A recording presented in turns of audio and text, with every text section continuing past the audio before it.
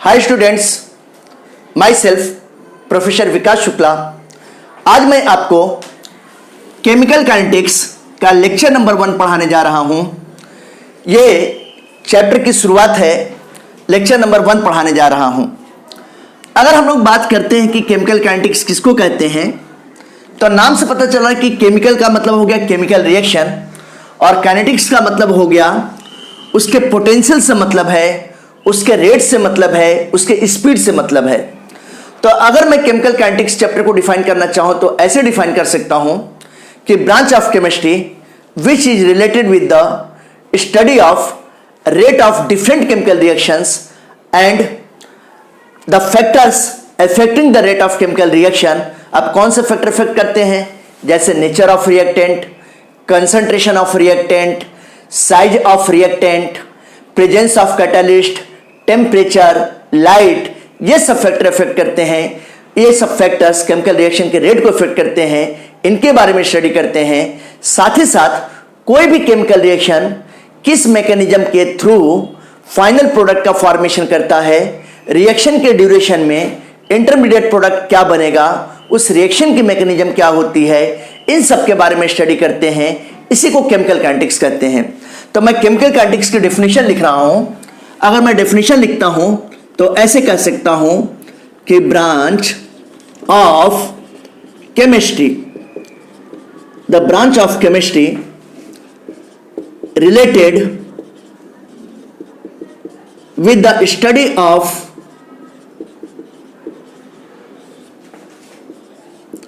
rate of chemical reaction, rate of chemical reactions या rate of different chemical reactions भी हम लोग कह सकते हैं। rate of chemical reactions, mechanism of chemical reaction, ये देखिए किसके बारे में स्टडी करते हैं, मैकेनिज्म ऑफ रिएक्शंस, इनके बारे में स्टडी करते हैं। साथ ही साथ वो फैक्टर्स जो रेट ऑफ केमिकल रिएक्शन को अफेक्ट करते हैं and the factors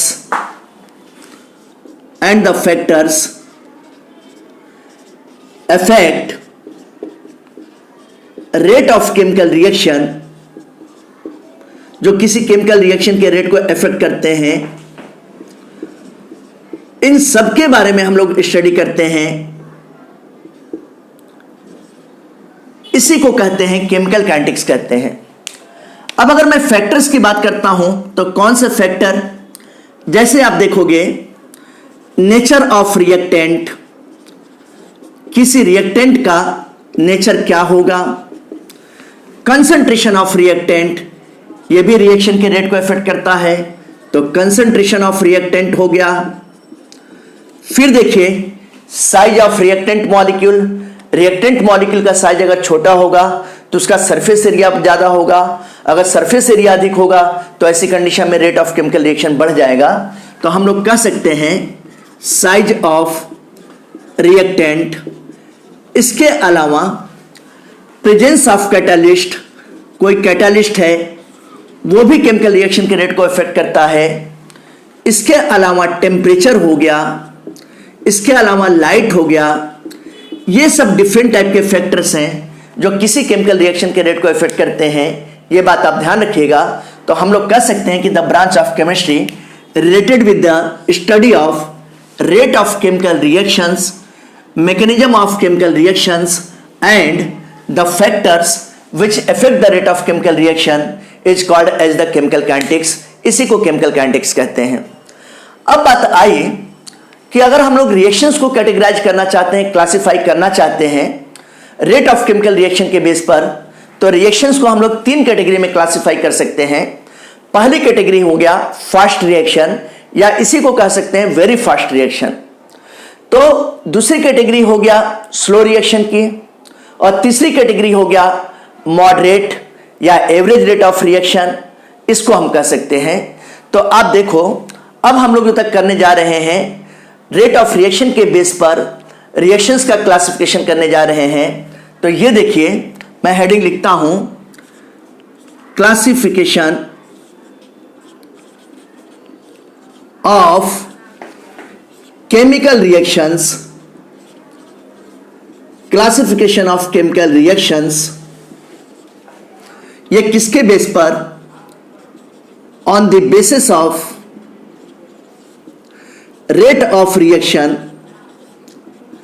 rate of reaction के बेस पर मैं क्लासिफाई करने जा रहा हूं। तो अगर मैं डिफरेंट टाइप के केमिकल रिएक्शन को क्लासिफाई करता हूं उनके रेट के बेस पर, तो रिएक्शंस कितने तरीके के होते हैं? 3 तरीके के होते हैं। पहला रिएक्शन फास्ट या वेरी फास्ट रिएक्शन कर सकते हैं, दूसरा रिएक्शन स्लो रिएक्शन या मॉडरेट रिएक्शन या एवरेज रेट ऑफ रिएक्शन, और तीसरी कैटेगरी का रिएक्शन होगा जिसको कहते हैं वेरी स्लो रिएक्शन कहते हैं। ये बात आप ध्यान रखिएगा। जैसे मैं पहली कैटेगरी में आपको बताने जा रहा हूं कि ये इसको हम लोग कह सकते हैं फास्ट रिएक्शन कह सकते हैं, या इसी को कह सकते हैं वेरी फास्ट रिएक्शन कह सकते हैं। ऐसे केमिकल रिएक्शंस जो बहुत तेजी से कंप्लीट हो जाते हैं, इनके रिएक्शन का रेट बहुत फास्ट होता है, नाम से ही समझ में आ रहा है। इस तरीके के केमिकल रिएक्शंस ऐसे होते हैं जिनके कंप्लीट होने में बहुत कम टाइम लगता है, फ्रैक्शन ऑफ सेकंड, सेकंड से भी कम टाइम लगता है। तो इस तरीके के केमिकल रिएक्शंस हम कह सकते हैं कंप्लीट विद इन 10⁻12 सेकेंड से लेकर 10⁻16 सेकेंड, इतने कम टाइम में कंप्लीट हो जाते हैं।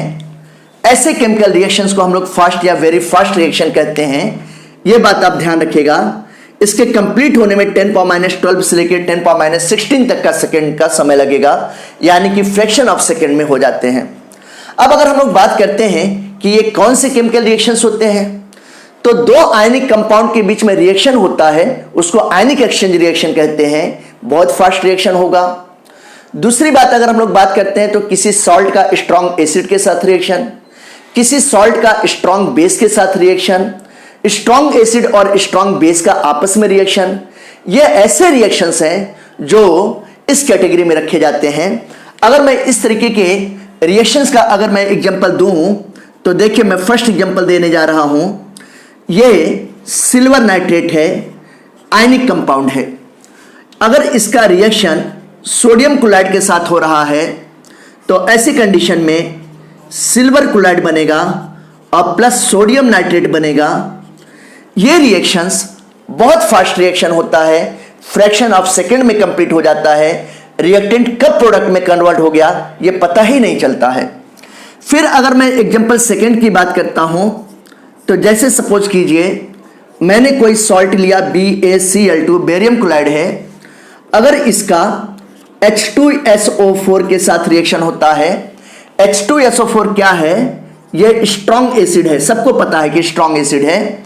अब अगर इसके साथ रिएक्शन होगा तो इससे बेरियम सल्फेट बनेगा और प्लस 2HCl बनेगा।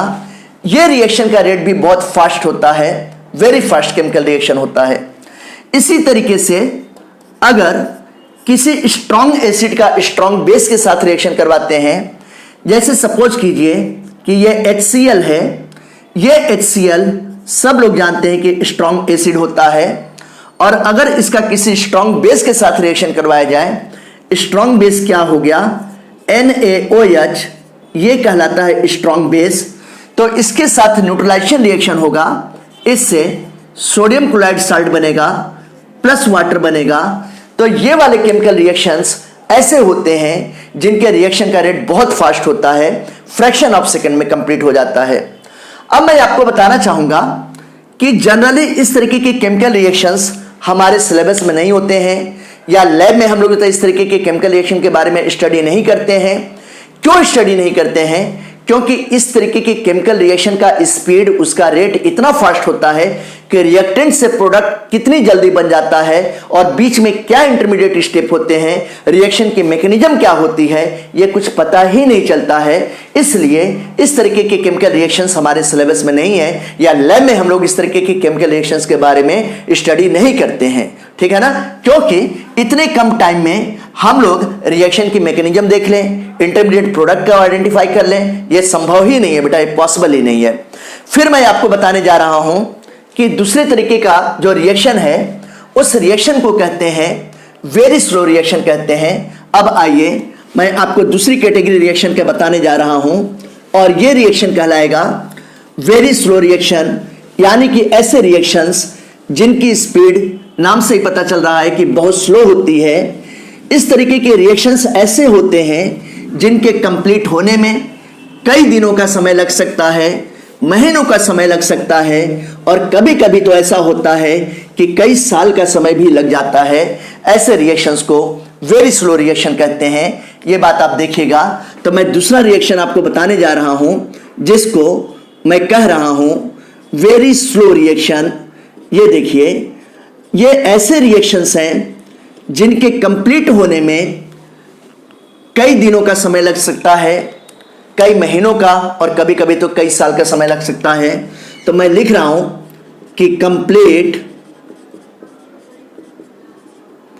इन मैनी डेज, कई दिनों का समय लग सकता है, कई महीनों का समय लग सकता है, और कभी कभी तो ऐसा होता है कि कुछ सालों का भी समय लग सकता है। इस तरीके के chemical reactions very slow reactions कहलाते हैं। अब ये रिएक्शंस कौन से वेरी स्लो रिएक्शंस होते हैं, जरा इस बात को समझिएगा। जैसे अगर मैं इस तरीके के रिएक्शंस की बात करता हूं तो आप जानते हो कि रस्टिंग ऑफ आयरन हो गया। आयरन में जंग लगता है, तो आयरन में जंग एक दिन में नहीं लगता है। आयरन में रस्टिंग होने में कई महीने का समय लग जाता है, कई दिनों का समय लग जाता है। इसलिए आयरन को रस्ट प्रूफ बचाने के लिए उस पर रेड ऑक्साइड लगाते हैं, उस पर पेंट की कोटिंग की जाती है। अगर आयरन पे रेड ऑक्साइड या पेंट की कोटिंग न करें तो कुछ ही दिनों में मॉइस्चर की वजह से उसमें रस्ट लग जाता है। तो ये कैसी प्रोसेस होती है? ये प्रोसेस बहुत स्लो प्रोसेस होती है।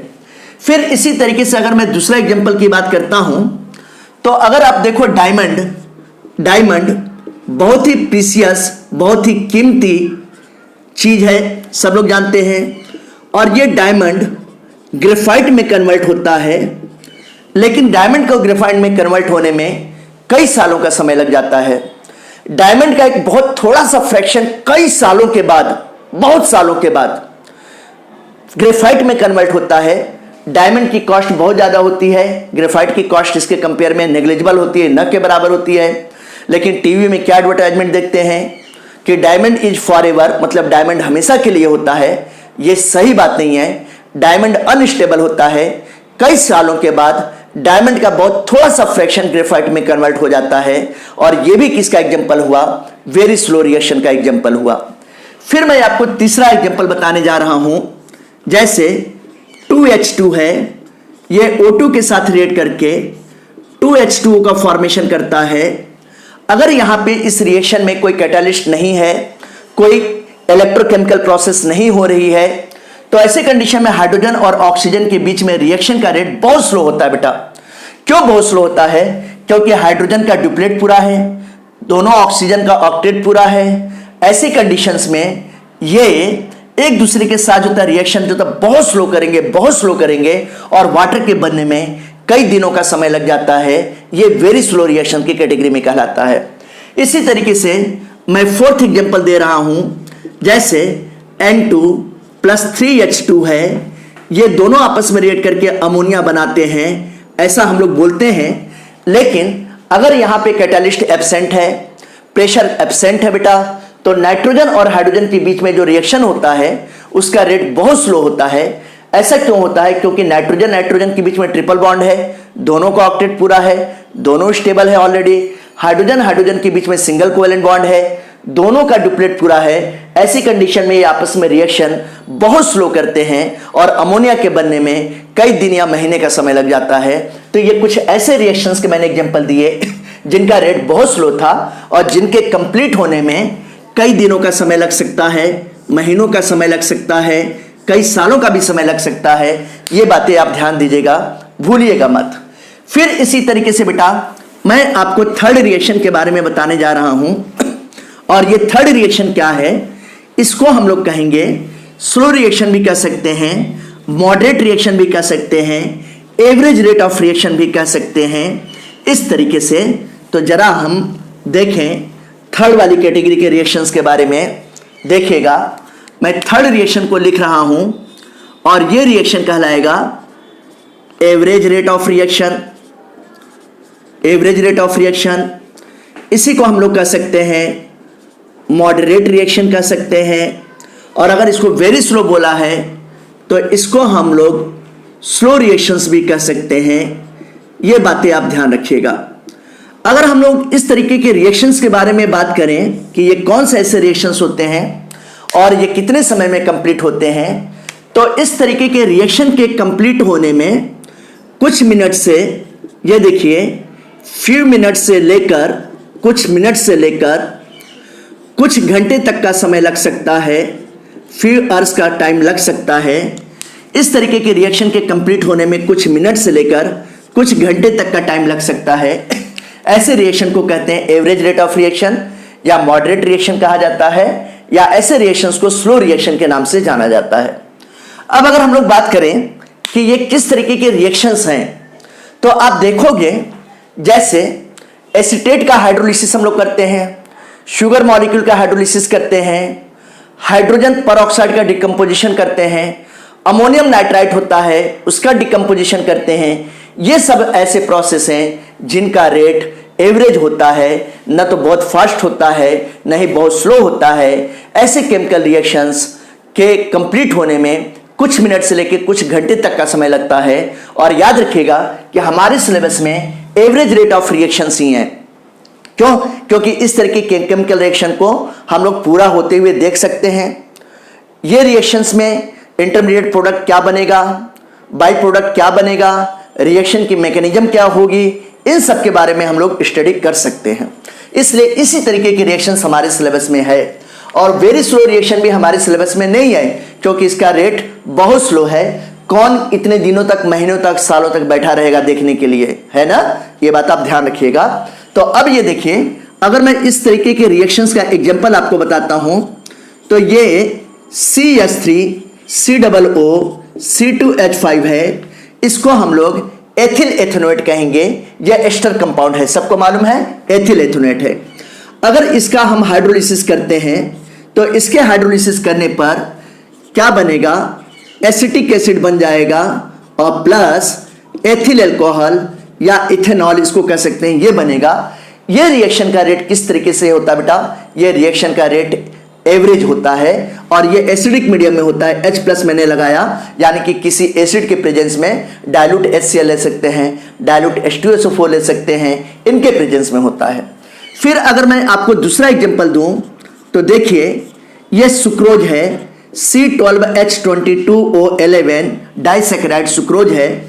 अगर इसका हाइड्रोलिसिस हम लोग करते हैं, और इसका हाइड्रोलिसिस कैसे करते हैं बेटा? इसका हाइड्रोलिसिस एसिडिक मीडियम में करते हैं। तो ऐसी कंडीशन में इससे आप देखोगे ग्लूकोज का फॉर्मेशन होगा और साथ ही साथ फ्रक्टोज का फॉर्मेशन भी होता है। ये देखिए, ये ग्लूकोज बनेगा, ये फ्रक्टोज बनेगा। ये एसिडिक मीडियम में होता है, H+ के प्रेजेंस में होता है। इसका रिएक्शन रेट भी एवरेज होता है, मॉडरेट होता है। फिर इसी तरीके से मैं आपको एग्जांपल नंबर 3 बताऊं। ये देखिए, ये अमोनियम नाइट्राइट है, NH4NO2। अगर इस अमोनियम नाइट्रेट को थोड़ा सा हीट कर दीजिए तो ऐसी कंडीशन में यह N2+2H2O का फॉर्मेशन करेगा, नाइट्रोजन गैस और वाटर मॉलिक्यूल का फॉर्मेशन करेगा ये। अब अगर इसी तरीके से मैं एक आपको और एग्जांपल देने जा रहा हूं, जैसे ये हाइड्रोजन परऑक्साइड है, 2H2O2 है।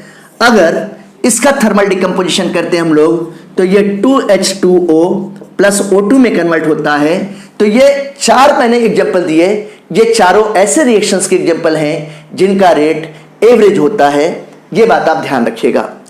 इसके बाद मैं आपको बताने जा रहा हूं कि रेट ऑफ रिएक्शन किसको कहते हैं। इस बात को अगर हम लोग रेट ऑफ रिएक्शन की बात करें तो देखिएगा कि रेट ऑफ रिएक्शन क्या होता है। ये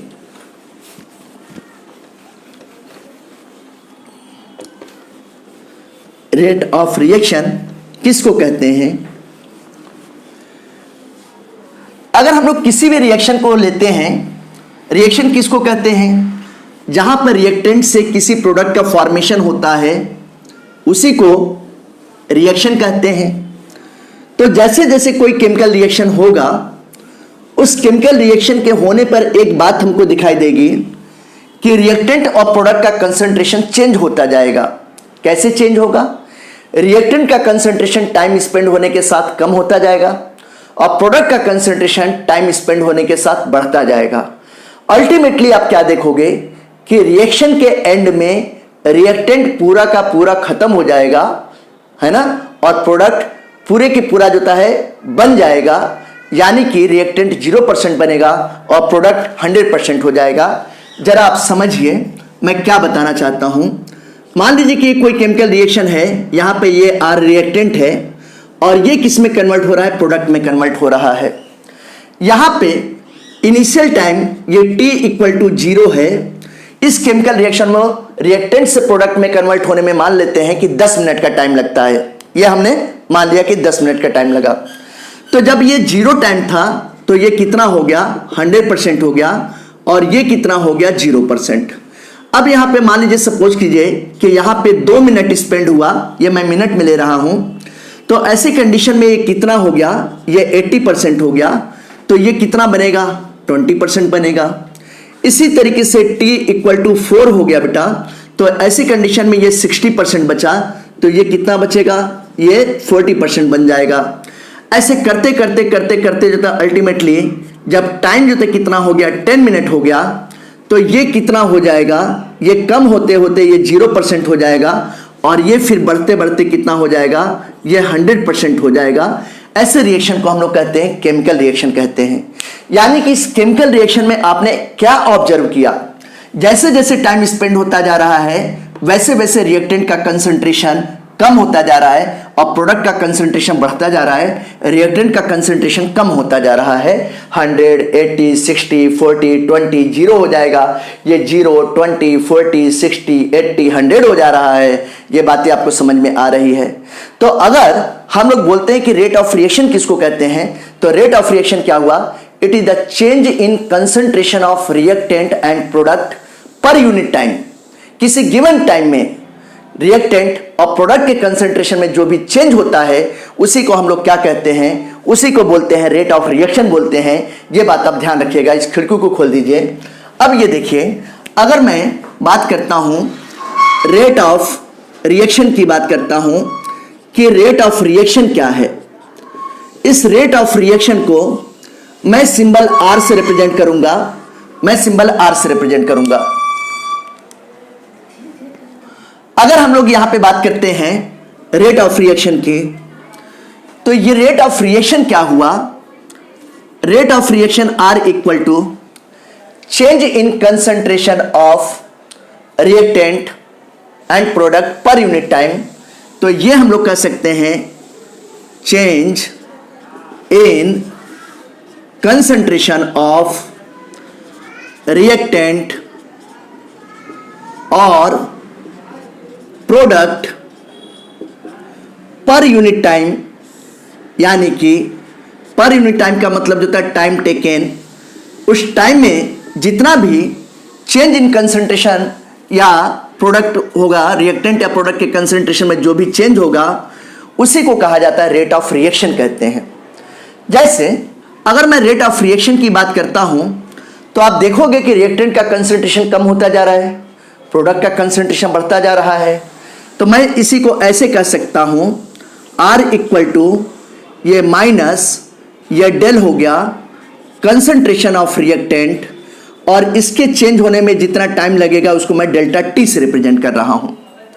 इसी तरीके से अगर मुझे प्रोडक्ट के रिस्पेक्ट में बताना है तो यहां पर प्लस हो गया, ये माइनस साइन क्या शो करता है? माइनस साइन शो कर रहा है कि ये डिसअपियर होता जा रहा है रिएक्टेंट। जैसे जैसे टाइम होता जा रहा है, स्पेंड होता जा रहा है, ये डिसअपियर होता जा रहा है, कंसंट्रेशन कम होता जा रहा है। और प्रोडक्ट की बात करता हूं तो जैसे जैसे टाइम स्पेंड होता जा रहा है वैसे वैसे कंसंट्रेशन बढ़ता जा रहा है। ये बात आप ध्यान रखिएगा। तो ऐसी कंडीशन में ये डेल हो गया, यहां पे कंसंट्रेशन ऑफ प्रोडक्ट हो जाएगा डिवाइडेड बाई ये डेल टी हो गया। ये पॉजिटिव साइन क्या शो करता है कि प्रोडक्ट का कंसंट्रेशन बढ़ रहा है, और निगेटिव साइन क्या शो करता है कि रिएक्टेंट का कंसंट्रेशन कम हो रहा है। ये बातें आप ध्यान रखिएगा। लेकिन एक बात मैं आपको यहाँ पे और बताना चाहता हूँ, जो डिफरेंट कॉम्पिटिटिव एग्जामिनेशन में पूछा जा गया है कि क्या रेट ऑफ केमिकल रिएक्शन कभी नेगेटिव हो सकता है, कभी नेगेटिव नहीं हो सकता है। रेट ऑफ केमिकल रिएक्शन कभी भी नेगेटिव नहीं होगा, यह बात आप ध्यान रखिएगा। क्यों नेगेटिव नहीं होगा? कोई भी केमिकल रिएक्शन है वो चाहे बहुत स्लो ही चले, उसके कंप्लीट होने में महीने साल लग जाए, लेकिन होगा कि नहीं होगा? अगर वो हो नहीं रहा है तो उसको केमिकल रिएक्शन कहेंगे ही नहीं। आया समझ में? तो रेट ऑफ केमिकल रिएक्शन कभी नेगेटिव नहीं होता बेटा, हमेशा पॉजिटिव होता है। यहां पे जो नेगेटिव साइन है, ये नेगेटिव साइन रिप्रेजेंट करता है कि रिएक्टेंट का कंसंट्रेशन कम हो रहा है, रिएक्टेंट डिसअपीयर हो रहा है पर यूनिट टाइम में, और ये पॉजिटिव साइन ये शो कर रहा है कि प्रोडक्ट का कंसंट्रेशन बढ़ता जा रहा है। जैसे जैसे टाइम स्पेंड हो रहा है पर यूनिट टाइम के हिसाब से, टाइम इंटरवल के हिसाब से ये बढ़ता जा रहा है। इस बात को आप ध्यान रखिएगा। तो इसी को कहते हैं रेट ऑफ रिएक्शन कहते हैं। रेट ऑफ रिएक्शन मैंने आपको डिफाइन किया, मैंने आपको बताया रेट ऑफ रिएक्शन, ये बातें आप ध्यान रखिएगा। इसके बाद मैं आपको बताने जा रहा हूं ये, अब इसके बाद मैं आपको बताने जा रहा हूं unit of rate of reaction, इसके यूनिट बताने जा रहा हूं। यूनिट को आप ध्यान दीजिएगा। ये देखिए यूनिट, अगर हम लोग यूनिट की बात करते हैं कि यूनिट रेट ऑफ रिएक्शन की क्या होगी, इस बात को समझें तो आप देखोगे R इक्वल टू, R क्या है? रेट ऑफ केमिकल रिएक्शन है। तो जैसे जैसे कोई केमिकल रिएक्शन प्रोसीड होती है, रिएक्टेंट का कंसंट्रेशन कम होने लगेगा, प्रोडक्ट का कंसंट्रेशन बढ़ेगा। तो R equal to change in concentration of reactant हो गया पर यूनिट टाइम या टाइम इंटरवल, और इसी तरीके से जो था हम लोग इसको हम लोग कह सकते हैं change in concentration of product हो गया डिवाइडेड बाय डेल टी हो गया। ये नेगेटिव साइन डिसअपीयरेंस को और पॉजिटिव साइन फॉर्मेशन या अपीयरेंस को रिप्रेजेंट कर रहा है। अब अगर मैं यूनिट की बात करता हूं तो चाहे रिएक्टेंट हो या प्रोडक्ट हो, ये कंसंट्रेशन के टर्म में लिखा है, तो कंसंट्रेशन की यूनिट क्या होती है? मोल पर लीटर होती है। तो ये देखिए ये हो गया मोल पर लीटर हो गया, और डिवाइडेड बाय टाइम है, तो टाइम और इसके टर्म में भी हो सकता है, घंटे में, मिनट में भी हो सकता है, सेकंड में भी हो सकता है बेटा। तो ऐसी कंडीशंस में जैसे ये अर्स भी हो सकता है, या मिनट भी हो सकता है, या सेकंड भी हो सकता है, तो हम लोग क्या कर सकते हैं? इसकी यूनिट मोल पर लीटर पर आवर, मोल पर लीटर पर मिनट, या मोल पर लीटर पर सेकंड कह सकते हैं। ये किसी भी टर्म में हो सकता है, लेकिन जनरली पर मिनट या पर सेकंड के टर्म में होता है। अब ये देखिए, अगर मैं इसी को कहूँगा तो क्या कहूँगा कि मोल पर लीटर पर मिनट, ये जनरली इस टर्म में होगा, या फिर सेकेंड के टर्म में अगर हुआ तो मोल पर लीटर पर सेकेंड इस टर्म में होगा। ये बात आप ध्यान रखिएगा, ये यूनिट हो गया। लेकिन अगर मान लीजिए कि किसी केमिकल रिएक्शन में कोई गैस सब्सटेंस पार्टिसिपेट कर रहा है, गैस सब्सटेंस, जैसे रिएक्टेंट भी गैस है, प्रोडक्ट भी गैस है, कोई गैस सब्सटेंस हुआ, तो ऐसी कंडीशन में for gas substance, gas substance के लिए क्या होगा? यहां पर प्रेशर होगा बेटा, प्रेशर हो जाएगा। तो pressure, change in pressure of reactant और प्रोडक्ट हो गया। तो ऐसी कंडीशन में R इक्वल टू हम लोग कहेंगे change in pressure of reactant हो गया, यह रिएक्टेंट का हो गया। जितना टाइम लगेगा यह डेल टी कर देंगे। इसी तरीके से हम लोग कह सकते हैं change in pressure for the product हो गया, ये बात आप ध्यान रखिएगा, डिवाइडेड बाय डेल्टा टी हो गया।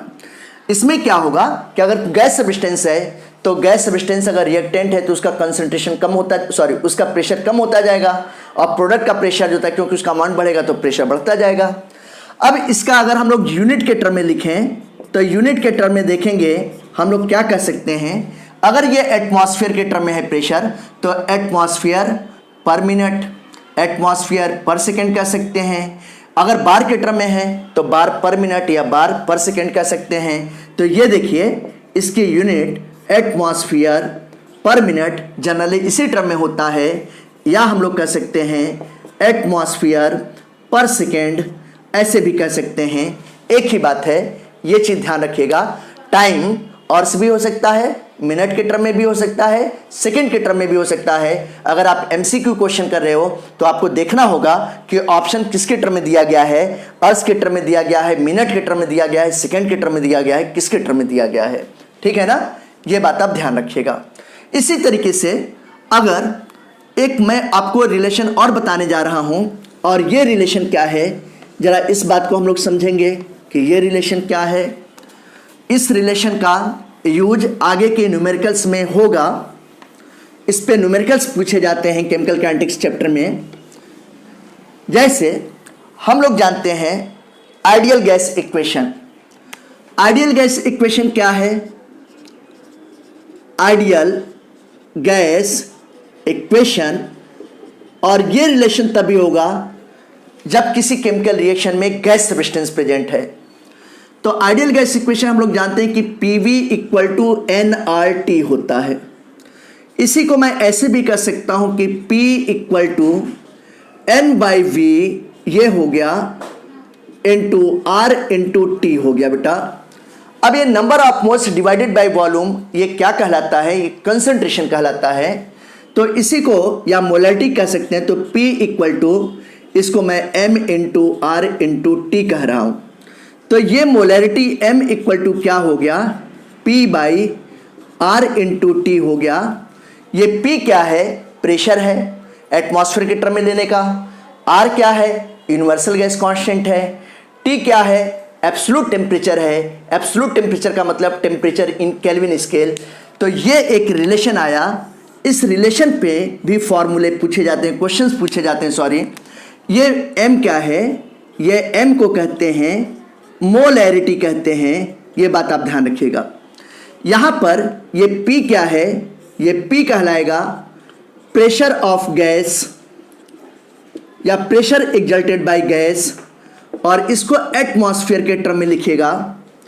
ये R क्या कहलाता है? इसको कहते हैं यूनिवर्सल गैस कांस्टेंट कहते हैं। और अगर इस R की वैल्यू देखी जाए तो 0.0821 लीटर एटमॉस्फेयर पर केल्विन पर मोल ये आता है। R की वैल्यू यूनिट चेंज होने पर अलग अलग आता है। जैसे 0.0831 लीटर बार पर केल्विन पर मोल, ऐसे भी आता है। अगर कैलोरी पर डिग्री पर मोल के टर्म में देखें तो इसको 1.8 भी कह सकते हैं। तो यूनिट चेंज होने पर R की वैल्यू चेंज हो जाती है। तो अगर एटमॉस्फेयर के टर्म में प्रेशर है तो आप ये वाली वैल्यू यूज करोगे, भूलना मत। अगर मैं यहाँ पे T की बात करता हूँ तो इसको कहते हैं एब्सोल्यूट टेम्परेचर कहते हैं। और एब्सोल्यूट टेम्परेचर का मतलब क्या हो गया? टेम्परेचर इन केल्विन, केल्विन के टर्म में होना चाहिए। और सभी बच्चों को मालूम है कि केल्विन के टर्म में टेम्परेचर कैसे कन्वर्ट करते हैं। डिग्री सेंटीग्रेड में जो टेम्परेचर दिया गया है उसमें 273 अगर ऐड कर देंगे तो वो डिग्री सेंटीग्रेड केल्विन के टर्म में कन्वर्ट हो जाता है। ये सारे बच्चों को मालूम है। तो ये फार्मूला आप ध्यान रखिएगा, ये फार्मूला आप ध्यान रखिएगा। रेट ऑफ रिएक्शन को हम लोग दो कैटेगरी में क्लासिफाई कर सकते हैं। एक होता है जिसको एवरेज रेट ऑफ रिएक्शन कहते हैं, और दूसरा होता है जिसको इंस्टेंटेनियस रेट ऑफ रिएक्शन कहते हैं। तो मैंने आपको क्या बताया कि अगर मैं रेट ऑफ रिएक्शन की बात करता हूं, ये रेट ऑफ रिएक्शन की बात करता हूं, तो रेट ऑफ रिएक्शन को मैं दो कैटेगरी में या दो पार्ट में डिवाइड कर सकता हूं। एक जो पार्ट होता है इसको कहते हैं एवरेज रेट ऑफ रिएक्शन कहते हैं। ये बात आप समझिएगा। इसको R एवरेज इस तरीके से कहते हैं। R का मतलब रेट हो गया, AV का मतलब AV डॉट का मतलब एवरेज हो गया शॉर्ट में। और दूसरा होता है जिसको कहते हैं इंस्टेंटेनियस रेट ऑफ रिएक्शन कहते हैं। और ये जो इंस्टेंटेनियस रेट ऑफ रिएक्शन है, इसको R का मतलब इंस्टेंट रेट हो गया और INST डॉट कर देते हैं तो इंस्टेंटेनियस रेट ऑफ रिएक्शन कहलाएगा। अब ये दोनों तरीके के रेट ऑफ रिएक्शन में क्या डिफरेंस है, क्या अंतर है, जरा इस बात को आप समझिएगा, ध्यान से समझिएगा। जैसे मैं एक एग्जांपल लेता हूं कि मैं बोरीवली में रहता हूं और बोरीवली से मैं चर्च गेट जा रहा हूं और बोरीवली से चर्च गेट जाने में मुझे 1 घंटे का समय लगता है अपनी बाइक से। तो जब मैं बोरीवली से चर्च गेट जा रहा हूं तो ऐसी कंडीशन में इस 1 घंटे के ड्यूरेशन में मेरी स्पीड लगभग 40 किलोमीटर प्रति घंटे की थी, इतनी थी स्पीड। तो जब मैं इस तरीके से कह रहा हूं कि बोरीवली से चर्च गेट जाने में मेरी स्पीड बाइक की 40 किलोमीटर प्रति घंटे की थी और 1 घंटे का समय लगा, तो ये कहलाएगा एवरेज रेट ऑफ रिएक्शन कहलाएगा। ये मेरे बाइक की एवरेज स्पीड होगी 40 किलोमीटर पर घंटे की होगी। ठीक है ना, बात आई समझ में। लेकिन अब मैं इसी चीज़ को कहूँ, कोई मेरे से स्टूडेंट बोले कि सर जब आप घर से निकले थे तो 5वें मिनट पे आपकी स्पीड क्या थी, 10वें मिनट पे क्या स्पीड थी, 12वें मिनट पे क्या स्पीड थी। अगर इस तरीके से जो तब बोलता है तो ऐसी कंडीशन में किसी पर्टिकुलर टाइम पे अगर स्पीड जो तब पूछा जाएगा तो उसको कहते हैं बेटा इंस्टेंटेनियस रेट ऑफ रिएक्शन कहेंगे। ठीक है ना। और हर एक टाइम में मेरी स्पीड डिफर कर सकती है। क्यों डिफर कर सकती है बेटा, कहीं पर बहुत खाली सड़क थी तो मेरी स्पीड मैक्सिमम थी, कहीं पे सिग्नल था तो वहाँ पे मैं रुका था, वहाँ पे स्पीड 0 थी, कहीं पे हैवी ट्रैफिक था तो मेरी स्पीड वहाँ पर कम थी, इस तरीके से। तो इसी तरीके से जब कोई भी केमिकल रिएक्शन कंप्लीट होता है, रिएक्टेंट से प्रोडक्ट बनता है, तो उसकी स्पीड हर जगह सेम नहीं रहती है रिएक्शन की। कभी रिएक्शन की स्पीड फास्ट होगी, कभी रिएक्शन की स्पीड स्लो होगी, कभी और स्लो होगी। ये बात आप समझिएगा ध्यान से, ठीक है ना। तो जब किसी एवरेज, जैसे मैं आपको अगर एक एग्जांपल के तौर पे बताना चाहूँ तो मान लीजिए कि ये रिएक्टेंट है और इस रिएक्टेंट से प्रोडक्ट बन रहा है। अब अगर यहाँ पर शुरू में जो था ये कितना था, 100% था और ये 0% था। ये कब था, जब t = 0 मिनट था, जब इनिशियल एकदम।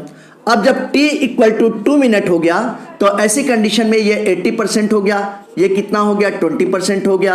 जब t = कितना हो गया, 4 हो गया, तो ये कितना हो गया, 60% हो गया, ये कितना हो गया, 40% हो गया। जैसे मान लीजिए कि t = ये 6 मिनट हो गया तो ऐसी कंडीशन में ये 40% हो गया, ये 60% हो गया, इस तरीके से। तो आप क्या देख रहे हो कि शुरू में रिएक्शन का रेट बहुत फास्ट होगा। क्यों रिएक्शन का रेट बहुत फास्ट होगा, क्योंकि रिएक्टेंट का कंसंट्रेशन मैक्सिमम है और प्रोडक्ट यहाँ पे मिनिमम है। लेकिन जैसे जैसे टाइम स्पेंड होता जा रहा है वैसे वैसे रिएक्टेंट का कंसंट्रेशन कम होता जा रहा है, प्रोडक्ट का कंसंट्रेशन बढ़ता जा रहा है, तो रेट ऑफ रिएक्शन भी थोड़ी स्लो हो जाएगी और आगे चलने पर और स्लो होती जाएगी। अब अगर यहाँ पर जैसे मान लीजिए, सपोज कीजिए कि इस रिएक्शन के पूरा होने में जो है 10 मिनट का टाइम लगता है, t = 10 मिनट लगता है और 10 मिनट के बाद ये 0% बचता है और ये कितना बचेगा, ये बचेगा 100% बन जाएगा, पूरा का पूरा रिएक्टेंट प्रोडक्ट में कन्वर्ट हुआ। इस तरीके की कंडीशन है। तो इस कंडीशन में आप क्या देखोगे, क्या समझोगे। अब इस रिएक्शन के कंप्लीट होने में यहाँ पर टोटल 10 मिनट का टाइम लगता है। तो जब हम कहते हैं कि इस रिएक्शन के कंप्लीट होने में टोटल 10 मिनट का टाइम लगता है तो इसको कहेंगे एवरेज रेट ऑफ रिएक्शन कहेंगे। लेकिन अगर इसी समय कोई बोल दे कि सर दूसरे मिनट में जो था रिएक्टेंट का कंसंट्रेशन क्या था, प्रोडक्ट का कंसंट्रेशन क्या था, चौथे मिनट में क्या था, या चौथे और छठवें मिनट के बीच में जो था क्या था रिएक्टेंट और प्रोडक्ट का कंसंट्रेशन, तो किसी पर्टिकुलर टाइम पर, किसी इंस्टेंट टाइम पर अगर रेट ऑफ रिएक्शन पूछा गया तो उसको कहते हैं इंस्टेंटेनियस रेट ऑफ रिएक्शन कहते हैं, जिसको आर इंस्टेंटेनियस। अब ये देखिए, केमिकल कॉन्टेक्स्ट में जनरली रेट ऑफ रिएक्शन को इसी टर्म में रिप्रेजेंट किया जाता है, इंस्टेंटेनियस रेट ऑफ रिएक्शन के टर्म में रिप्रेजेंट करेंगे। ठीक है ना। अगर क्वेश्चन में आपको पूछा गया कि रेट ऑफ रिएक्शन, तो आप इंस्टेंटेनियस टर्म में रिप्रेजेंट करेंगे, इसी के टर्म में लिखिएगा। जब क्वेश्चन में आपसे कहा जाए कि एवरेज रेट ऑफ रिएक्शन बताइए, तब आप इसको करेंगे, नहीं तो इसी को फॉलो करना है। बात आ गई समझ में, ठीक है ना। अब जैसे इस केमिकल रिएक्शन के लिए मैं बोलूं कि इस केमिकल रिएक्शन के लिए हमको एवरेज रेट ऑफ रिएक्शन लिखना है, इसके लिए जरा समझिएगा। तो मैं कैसे इसके लिए एवरेज रेट ऑफ रिएक्शन लिख सकता हूं। इस रिएक्शन के लिए average rate of reaction, R average का मतलब एवरेज रेट ऑफ रिएक्शन हो गया, रिएक्टेंट का कंसंट्रेशन कम होता जाएगा तो माइनस हो गया, इसके पहले कुछ नहीं लिखा है मतलब 1 मोल है, इसके पहले कुछ नहीं लिखा है मतलब 1 मोल है, तो minus change in concentration of reactant हो गया डिवाइडेड बाय डेल टी हो गया। ये माइनस साइन शो करता है कि रिएक्टेंट का कंसंट्रेशन कम होता जाएगा। और इसी तरीके से अगर मैं यहाँ पर प्रोडक्ट के बारे में बात करता हूँ तो प्रोडक्ट का कंसंट्रेशन बढ़ता जाएगा, तो ये प्लस हो गया change in concentration of product divided by delta T, ऐसे हम लोग रिप्रेजेंट करेंगे। इसी तरीके से बेटा अगर मैं बात करता हूँ इंस्टेंटेनियस रेट ऑफ रिएक्शन की बात करता हूँ बेटा, तो इंस्टेंटेनियस रेट ऑफ रिएक्शन को डेल की जगह स्मॉल डी से रिप्रेजेंट करते हैं। स्मॉल डी का मतलब क्या हुआ, स्मॉल डी का मतलब सॉल्ट टाइम इंटरवल, सॉल्ट, ठीक है ना, स्मॉल क्वांटिटी को डी से रिप्रेजेंट करते हैं, इसका कंसंट्रेशन कम होगा, ये डी हो गया, change in concentration of reactant ये डी टी हो जाएगा, बस डेल्टा की जगह डी आपको लिखना है, डी स्मॉल चेंजेस के लिए होता है। इसी तरीके से प्लस हो गया ये डी कंसंट्रेशन ऑफ प्रोडक्ट हो गया डिवाइडेड बाय डी टी हो गया। अब ये देखिए मैं आपको बताना चाहता हूँ, ध्यान से समझिएगा कि जो डेल्टा सिंबल हम लोग यूज करते हैं ये बड़े चेंजेस के लिए होता है, लार्ज चेंजेस के लिए होता है। तो ये देखिए ये लार्ज चेंजेस के लिए होता है, चाहे वो कंसंट्रेशन में चेंज हो या किसी और भी चीज़ में चेंज हो। और जो मैं स्मॉल डी ये सिंबल यूज करता हूँ ये किसके लिए होता है, ये स्मॉल चेंजेस के लिए होता है, ये बात आप ध्यान रखिएगा।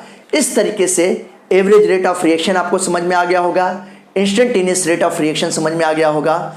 अब मैं कुछ रिएक्शन लिखता हूँ और उस रिएक्शन में हम आपको उस रिएक्शन के थ्रू बताएंगे कि कैसे रिएक्शन के रेट को एवरेज रेट ऑफ रिएक्शन और इंस्टेंटेनियस रेट ऑफ रिएक्शन के टर्म में रिप्रेजेंट करेंगे। अब आइए उसके बारे में सीखते हैं। देखिए जैसे मान लीजिए कि मेरे पास एक इक्वेशन में हाइपोथेटिकल इक्वेशन बनाता हूं और ये हाइपोथेटिकल इक्वेशन क्या है, एक एग्जांपल मैं देता हूं। ये एग्जांपल जैसे मैंने एक हाइपोथेटिकल इक्वेशन लिखा, small A small B B it gives small C C small D capital D. ऐसे यहां पर स्मॉल ए ये मोल्स ऑफ ए है, स्टोइकोमेट्रिक कोएफिशिएंट ए का है, B small B capital B substance का स्टोइकोमेट्रिक कोएफिशिएंट है, small C capital C substance का स्टोइकोमेट्रिक कोएफिशिएंट है, और ये small D capital D substance का स्टोइकोमेट्रिक कोएफिशिएंट है। ठीक है, समझ में आया आपको? अब ये देखिए अगर मैं इस रिएक्शन को लिखता हूं एवरेज रेट ऑफ रिएक्शन के टर्म में, आर ए वी डॉट लिखा मतलब एवरेज रेट ऑफ रिएक्शन, तो रिएक्टेंट का कंसंट्रेशन टाइम के साथ कम होगा, प्रोडक्ट का कंसंट्रेशन बढ़ेगा, ये डिसअपीयर होगा, ये अपीयर होगा, या इसका फॉर्मेशन हम लोग कर सकते हैं। तो ऐसी कंडीशन में ये -1/a हो गया, जो स्टोइकोमेट्रिक कोएफिशिएंट होता है उसको नीचे लिखते हैं, ये बात आप ध्यान रखिएगा, इनटू ये डेल हो गया concentration change in concentration of A divided by delta T. इसी तरीके से मैं इसको लिखूंगा, इसका कंसंट्रेशन भी कम होगा तो -1/b into change in concentration of B divided by del T. इसी तरीके से ये बनेगा तो इसको पॉजिटिव साइन के साथ दिखाएंगे, तो ये यहाँ पे प्लस साइन लगाया 1/c into change in concentration of C divided by del T. इसी तरीके से जब मैं इसकी बात करूंगा तो ये +1/d हो गया into change in concentration of D substance divided by del T. ये बातें आप ध्यान रखिएगा। तो इस तरीके से मैं एवरेज रेट ऑफ रिएक्शन के टर्म में इस रिएक्शन को लिख सकता हूं, रिप्रेजेंट कर सकता हूं। बात आ गई समझ में? अब अगर इसी रिएक्शन को हमको इंस्टेंटेनियस रिएक्शन के टर्म में दिखाना है तो ये आर इंस्टेंटेनियस इक्वल टू, बहुत ईजी है, कुछ नहीं करना है। जहाँ पे डेल है, डेल जो था बड़े चेंजेस के लिए होता है, अभी मैंने बताया था आपको, इसकी जगह स्मॉल डी लिख देना है बेटा। क्या लिखना है? स्मॉल डी लिखना है।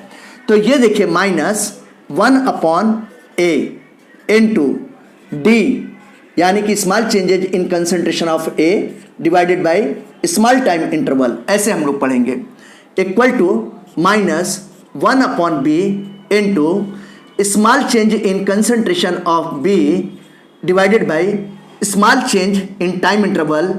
ये देखिए इसको dt कर दिया। इसी तरीके से +1/c into concentration change in concentration of c divided by dt बोलूँगा। इसी तरीके से +1/d into small change in concentration of d divided by dt बोलेंगे। इस तरीके से हम लोग इन रिएक्शंस को लिखेंगे, इन रिएक्शंस को रिप्रेजेंट करेंगे। ये सारी बातें आप ध्यान रखिएगा, इसको भूलिएगा मत, एक एक बात ध्यान रखिएगा।